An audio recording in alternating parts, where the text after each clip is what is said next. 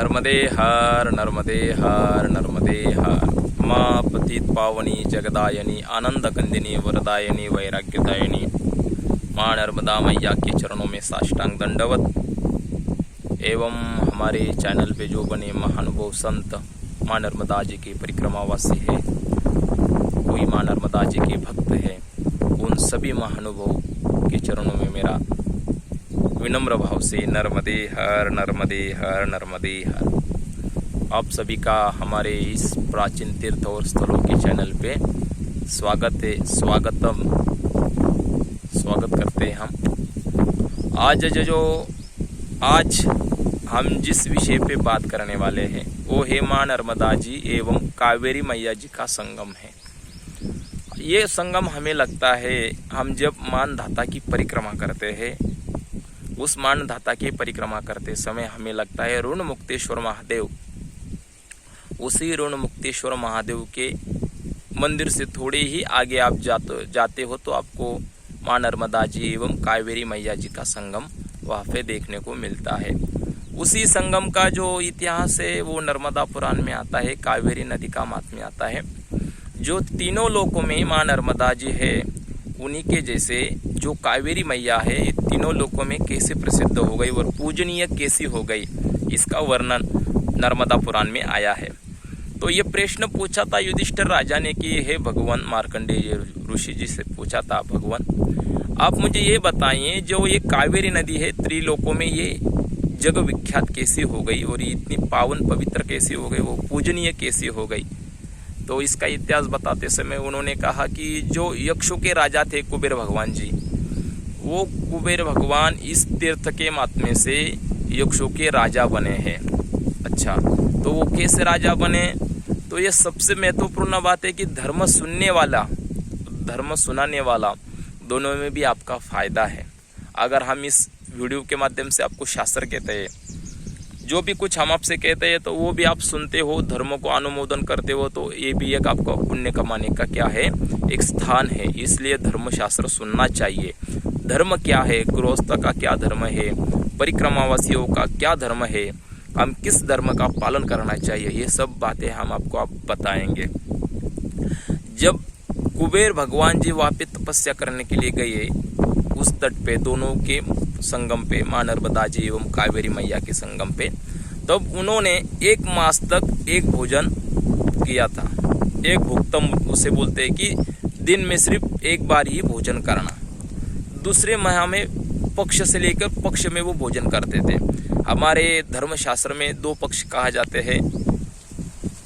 2 पक्ष कौन से हैं? राजकारण का बात हमें करना नहीं, इलेक्शन की बात नहीं करना है हमें। तो 2 पक्ष हमारे कहे जाते हैं, एक है शुक्ल पक्ष रहता है और एक रहता है कृष्ण पक्ष, जो 15 दिनों में उनका फेरबदल चलता रहता है। तो वो एक कृष्ण पक्ष में भोजन करते थे, तो शुक्ल पक्ष में वो नहीं खाते थे, व्रत ही रहते थे, उपवास ही रहते थे। फिर बाद में उन्होंने कुछ शाका सब्जी खा के कुछ दिन बिताए, उस तपस्या की। फिर एक भुक्तम, फिर वो धीरे धीरे वैसे उन्होंने तपस्या की। तपस्या कम से कम 10,000 साल से ऊपर उन्होंने तपस्या की। फिर उनको भगवान शिव जी प्रसन्न हो गए, और भगवान शिव जी प्रसन्न होने के बाद उनसे कहा कि हे कुबेर यक्षो, मैं तुम्हारे ऊपर प्रसन्न हूँ, तुम्हें जो चाहिए वो मांगो। तो उन्होंने कहा कि हे भगवान, मुझे यक्षों का राजा बनाइए। तो उन्होंने कहा कि आप धर्म का पालन करते हैं, धर्म का पालन सदैव करते रहिए, और जो आपने जो वर मांगा है वो वर में आपको तथास्तु वैसा ही हो जाए, ऐसा कह के भगवान शिव जी वहाँ से निकल गए। फिर वो माँ नर्मदा जी एवं कावेरी मैया के संगम में स्नान करने के बाद, वो अपने अलकावती में जाने के बाद, वहाँ पे जाने के बाद उनका यक्षों के द्वारा उनका यजन हो गया। मतलब क्या हो गया? अभिषेक करके उनको राज्याभिषेक किया और वो यक्षों के देवता बन गए। ये है माँ नर्मदा जी, और ये कावेरी मैया जी का जो महत्व है ऐसा बड़ा है। उसी जो माँ नर्मदा जी के संतान हैं, माँ नर्मदा जी की जो परिक्रमा करने वाले हैं, वो भी परिक्रमावासी बहुत ही भाग्यवान है। हर कोई परिक्रमा में नहीं जा सकता, परिक्रमा में वही जा सकता है जिसका पुण्य उदय हुआ है।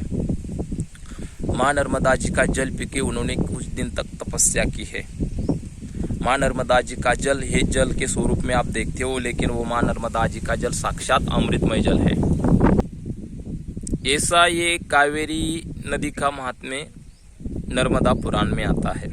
मैंने उसे संक्षिप्त रूप में कहा है, विस्तार रूप से उसकी बहुत ही बड़ी कहानी है।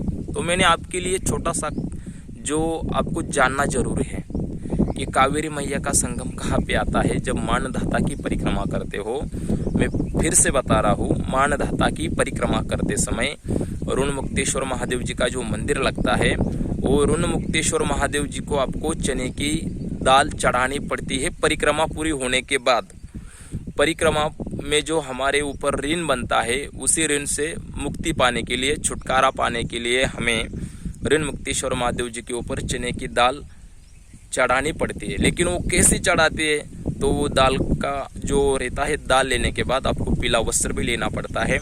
और जहाँ पे माँ नर्मदा जी एवं कावेरी मैया का संगम है, उसमें उसको उस जल में मैया जी के पात्र में चने के दाल को पीले वस्त्र में डाल के भिगा के फिर ऋण मुक्तेश्वर महादेव जी के ऊपर आपको जाके उसको चढ़ाना पड़ता है। मतलब कि ऋण मुक्तेश्वर महादेव के सामने ही कावेरी मैया जी का संगम है। बहुत ही सुंदर है, उसका वीडियो भी मैंने डाल दिया है।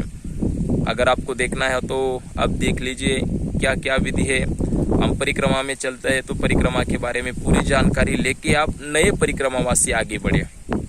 अगर आपको हमारे ये जो जानकारी अच्छी लगती है तो हमारे चैनल को सब्सक्राइब करें, लाइक करें, शेयर करें, बेल आइकन दबाएं, नोटिफिकेशन ऑन करके रखें ताकि आने वाली वीडियो आपके पास सबसे पहले आ जाए। अभी के लिए बस इतना ही, आगे के लिए बने रहिए। तब तक के लिए नर्मदे हर, नर्मदे हर, नर्मदे हर।